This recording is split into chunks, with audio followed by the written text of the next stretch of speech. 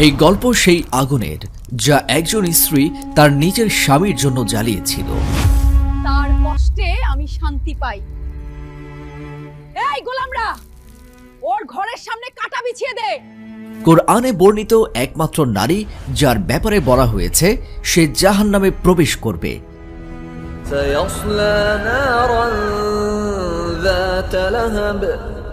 ইতিহাসের পাতার এক নিকৃষ্টতম নারী, যার মতো জঘন্য চরিত্র এই পৃথিবী খুব কমই দেখেছে। আজ শুনবেন সেই অভিশপ্ত নারীর অবিশ্বাস্য জীবন কাহিনী, যাকে দেখলে সম্ভবত শয়তানও স্তম্ভিত হয়ে যেত। আজকের যুগে ইসলামের শত্রুদের চিনতে হলে আপনাকে আগে উম্মে জামিলের চরিত্র বুঝতে হবে। জেনে রাখুন, পৃথিবীর বুকে থাকা সকল ইসলাম বিদ্বেষীরা আজও এই নারীর কৌশলী ব্যবহার করে। ইতিহাসে সর্বপ্রথম এই নারী শিখিয়েছিল কিভাবে প্রোপাগান্ডা ছড়িয়ে ইসলামের ক্ষতি করতে হয়। ছড়িয়ে দাও মুহাম্মদ একজন জাদুকর, যাতে সবাই তার থেকে দূরে থাকে। চলুন ইতিহাসের সেই লোমহর্ষক মুহূর্তে ফিরে যায়। আর একটা কথা, আমাদের চ্যানেলটি সাবস্ক্রাইব করতে ভুলবেন না, কারণ এমন আরো গভীর ও অজানা সব ঘটনা আপনার জন্য অপেক্ষা করছে। আপনি যদি প্রস্তুত থাকেন তাহলে চলুন শুরু করা যাক। উম্মে জামিল নামটির অর্থই বলে দেয় তিনি কেমন ছিলেন। আরবিতে উম্ম শব্দের অর্থ মা, আর জামিল মানে সৌন্দর্য, অর্থাৎ উম্মে জামিল মানে সৌন্দর্যের জননী।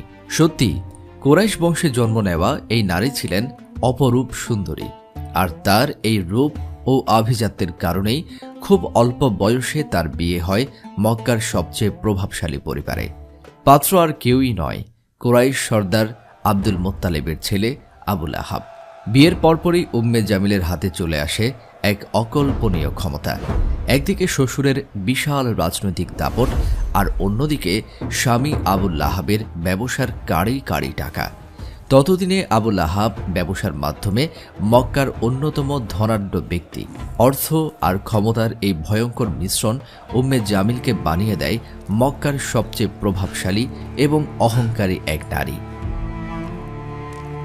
কিন্তু তার সবচেয়ে ভয়ঙ্কর অস্ত্র ছিল তার ধারালো জিভ। স্বামীর অঢেল সম্পদের উপর নির্ভর করে হাত পা গুটিয়ে বসে থাকার মানুষ তিনি ছিলেন না।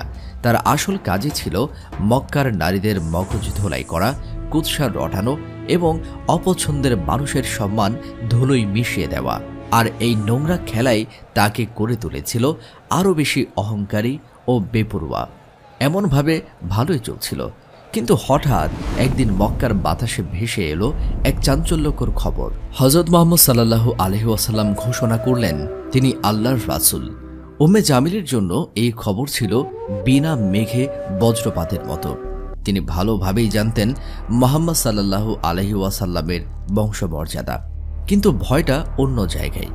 মুহাম্মদ সাল্লাল্লাহু আলাইহি ওয়াসাল্লাম যদি সত্যি নবী হয়ে যান, তবে উম্মে জামিলের একচ্ছত্র ক্ষমতার কি হবে? তার কাছে সত্য মিথ্যা বড় কথা ছিল না, বড় ছিল তার ক্ষমতা আর কন্ট্রোল। তিনি বুঝেছিলেন মক্কায় যদি ইসলাম মাথা চাড়া দেয়, তবে কুরাইশদের পুরনো নিয়ম ভেঙে পড়বে, আর তাসের ঘরের মতো ভেঙে পড়বে তার এতদিনের সাজানো অহংকারের পৃথিবী। আর এভাবেই ইসলামের বিরুদ্ধে যুদ্ধ ঘোষণাকারী প্রথম নারীদের তালিকায় তার নাম সবার ওপরে উঠে এলো। স্বামী আবুল আহাব আগেই নবীর বিরুদ্ধে দাঁড়িয়েছিলেন, কিন্তু উম্মে জামিল এই বিদ্বেষকে নিয়ে গেলেন এক চরম পর্যায়ে। তিনি শুধু ইসলামের বিরোধিতাই করলেন না, বরং একে সমূলে উপড়ে ফেলার জন্য পণ করলেন। তার একমাত্র লক্ষ্য ছিল নবীর অপমান করা আর মুমিনদের মনে আতঙ্কের সৃষ্টি করা। মক্কার অলিগলি থেকে রাজপথ, মানুষের ঘরের আঙ্গিনা থেকে কাবার পবিত্র চত্বর, সর্বত্র ছড়িয়ে পড়ল তার বিদ্বেষের বিষ বাষ্প। তিনি আর সাধারণ কোনো শত্রু রইলেন না, তিনি পরিণত হলেন অশান্তি আর ফিতনার এক মূর্ত প্রতীকে। মক্কার নারীদের উপর উম্মে জামিলের ছিল একচ্ছত্র প্রভাব।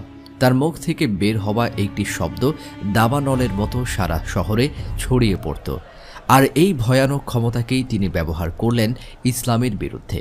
শুরু করলেন মিথ্যা আর বানোয়াট গল্পের ঝড়। তিনি মানুষের কানে কানে বিষ ঢেলে দিতেন। মুহাম্মদ তো পাগল। কখনো আতঙ্ক ছড়িয়ে বলতেন, সাবধান, সে এক জাদুকর, আবার দাবি করতেন সেই এক মিথ্যাবাদী যে মক্কার সমাজকে ভেঙে চুরমার করে দিচ্ছে। এসবের উদ্দেশ্য শুধু মানুষকে বিভ্রান্ত করা ছিল না, তার আসল টার্গেট ছিল নবীর সম্মান ধুলোয় মিশিয়ে দেওয়া এবং মানুষকে তার কাছ থেকে দূরে সরিয়ে নেওয়া। এই জন্য তিনি নোংরামির চূড়ান্ত সীমানায় নামতেও দ্বিধা করেননি। একদিন ভরা বাজারে লোক জড়ো করে তিনি চিৎকার করে বললেন, মুহাম্মদ এমনকি নিজের পরিবারেরও ক্ষতি করছে। অথচ বাস্তবতা ছিল সম্পূর্ণ উল্টো।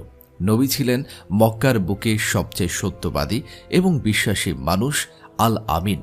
তবুও উম্মে জামিল মিথ্যার পাহাড় গড়ে সেই পবিত্র সুনাম ধ্বংস করার উন্মাদ চেষ্টায় মেতে রইলেন। উম্মে জামিলের সবচেয়ে বড় চক্ষুশূল ছিলেন হযরত খাদিজা রাদিয়াল্লাহু তাআলা আনহু।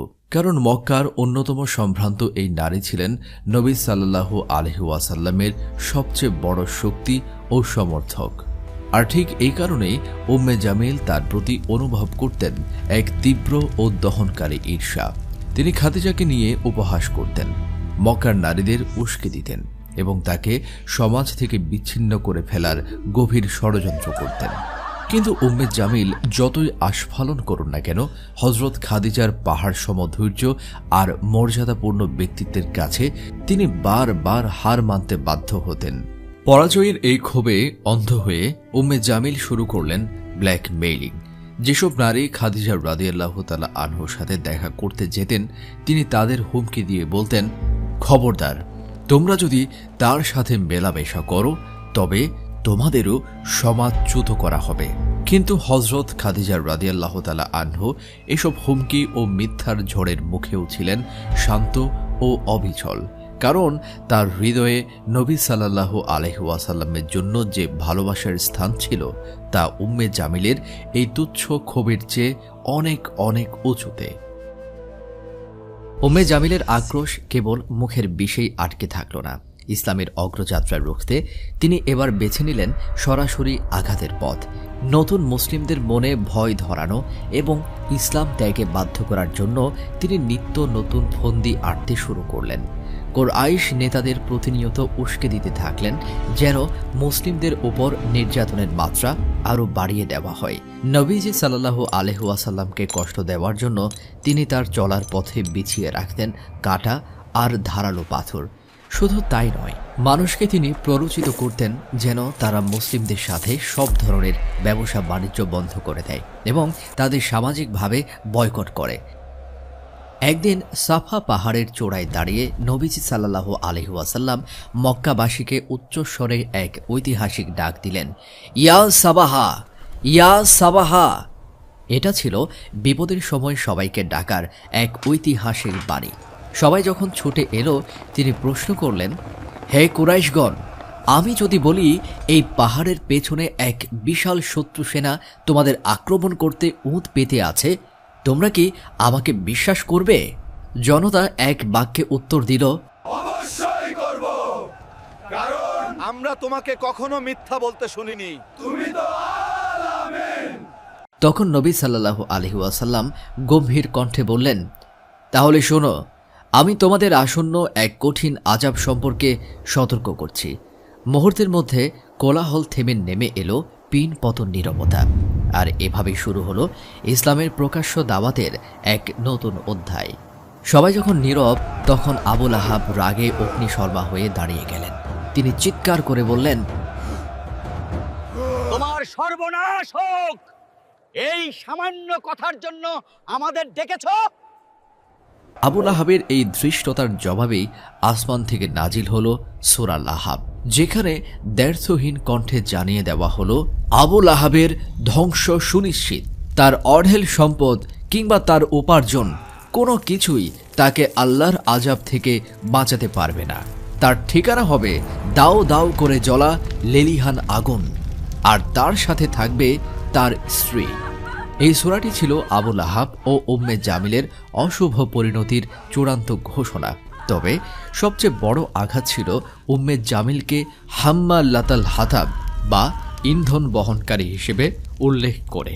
এর মাধ্যমে একদিকে যেমন ফুটে উঠেছে নবীর চলার পথে তার কাঁটা বেছানোর দৃশ্য, তেমনি প্রকাশ পেয়েছে তার কুটিল ও ধ্বংসাত্মক মানসিকতা। সূরা লাহাব নাজিল হওয়ার পর উম্মে জামিল অপমানে ও রাগে উন্মাদ হয়ে গেলেন। তার কাছে এই সূরাটি ছিল এক জীবন্ত মৃত্যুদণ্ড মতো। মক্কার অলিতে গলিতে তখন তার এই করুণ পরিণতি নিয়ে ফিসফাস শুরু হয়ে গেল। যেই কুরাইশ নেতারা তাকে মাথায় তুলে রাখত, আজ তারাও তাকে নিয়ে বিদ্রূপের হাসি হাসতে লাগল। প্রতিশোধের আগুনে জ্বলে উঠে একদিন তিনি হাতে তুলে নিলেন এক বিশাল পাথর।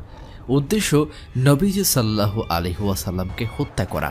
তিনি উন্মত্তের মতো ছুটলেন মসজিদুল হারামের দিকে, যেখানে নবীজি সাল্লাল্লাহু আলাইহি ওয়াসাল্লাম হযরত আবু বকর রাদিয়াল্লাহু তাআলা আনহু এর সাথে বসেছিলেন। কিন্তু সেখানে ঘটল এক অলৌকিক ঘটনা। নবীজি ঠিক চোখের সামনে থাকা সত্ত্বেও উম্মে জামিল তাকে দেখতে পেলেন না। তিনি হযরত আবু বকরের দিকে ফিরে চিৎকার করে বললেন, কোথায় তোমার বন্ধু? আমি আজ তাকে আঘাত করতে এসেছি। সেই তো তার জাদু আর মিথ্যা দিয়ে আমাদের মধ্যে বিভেদ সৃষ্টি করেছে। হযরত আবু বকর রাদিয়াল্লাহু তাআলা আনহু শান্ত দৃষ্টিতে তাকিয়ে রইলেন। আল্লাহ তাআলা তার হাবিবকে শত্রু দৃষ্টি থেকে আড়ালে রেখেছিলেন, অথচ তিনি ঠিক তার সামনেই উপস্থিত ছিলেন।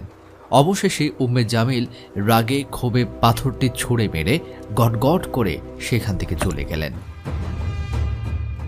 আবুল আহাব বা উম্মে জামিল কেউই ইসলামের এই জোয়ার রুখতে পারেনি। উল্টো তাদের নিজেদের পাতা ফাঁদে তারা আটকে পড়ল। সূরা আল মাসাদে আল্লাহ তো আগেই তার পরকালীন শাস্তির ফয়সালা শুনিয়ে দিয়েছিলেন। উম্মে জামিল ও আবুল আহাবের ষড়যন্ত্রে মুসলিমরা দীর্ঘ ৩ বছর এক ঘরে হয়ে অবর্ণনীয় কষ্ট সহ্য করলেন। কিন্তু জুলুমের এই রাজত্ব বেশিক্ষণ টিকল না। শীঘ্রই নেমে এলো আল্লাহর কঠিন গজব। আবুল আহাবের শরীরে বাসা বাঁধল এক বিভৎস ও ছোঁয়াছে মরণ ব্যাধি। তার শরীর থেকে এমন দুর্গন্ধ বের হতে লাগলো যে ভয়ে তার নিজের স্ত্রী সন্তানরাও তাকে ছেড়ে পালিয়ে গেল।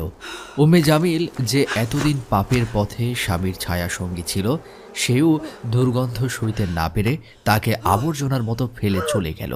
শেষমেশ ধুকে ধুকে এক নিঃসঙ্গ ও যন্ত্রণাদায়ক মৃত্যু হলো তার। কেউ তাকে দাফন করতেও এলো না। অবশেষে কিছু লোক ভাড়া করে তার লাশ গর্তে ফেলে পাথর চাপা দিয়ে দায় সারল।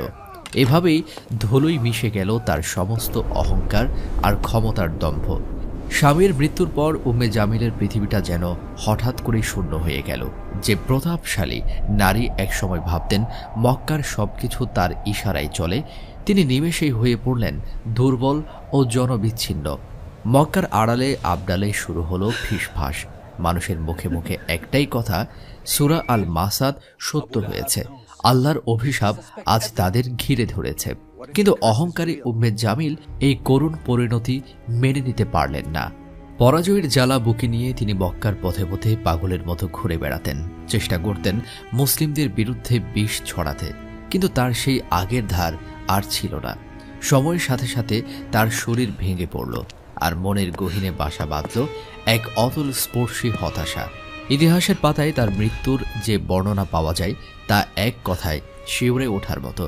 লোকমুখে প্রচলিত আছে যে এক বিশাল পাথরের নিচে পিষ্ট হয়ে অথবা গলায় রশি পেঁচিয়ে মর্মান্তিকভাবে তার মৃত্যু ঘটে। যদিও এসব বর্ণনার সত্যতা সম্পর্কে আল্লাহই ভালো জানেন, তবে একটি বিষয় নিশ্চিত, দুনিয়ার এই লাঞ্ছনা ছিল কেবল শুরু। সূরা আল মাসাদের ঘোষণা অনুযায়ী পরকালে তার জন্য অপেক্ষা করছে এর চেয়েও 1000 গুণ ভয়ঙ্কর ও নিশ্চিত শাস্তি, যা থেকে পালানোর কোনো পথ তার নেই। তাদের শেষটা ছিল বড়ই করুণ, অপমান আর লাঞ্ছনায় ভরা। এই ঘটনা যুগে যুগে মানুষকে মনে করিয়ে দেয় যে অন্যায়ের পতন অনিবার্য। এটি কিয়ামত পর্যন্ত সকল জালিমের জন্য এক বিশাল শিক্ষা হয়ে বেঁচে থাকবে। হে দয়াময় আল্লাহ, তুমি আমাদের তাদের দলভুক্ত করো না যাদের অন্তরে আবুল আহাব ও উম্মে জামিলের মতো মোহর মেরে দেওয়া হয়েছে। আমাদের ঈমান, ন্যায়পরায়ণতা এবং উত্তম চরিত্রের ভূষণে সজ্জিত করো। আমাদের তৌফিক দাও তোমার প্রিয় হাবিবের দেখানো পথে চলার। আমাদের অন্তরকে সব ধরনের অহংকার, হিংসা এবং বিদ্বেষের পঙ্কিলতা থেকে পবিত্র করো। আমাদের সিরাতুল মুস্তাকিম বা সরল পথে অবিচল রেখো।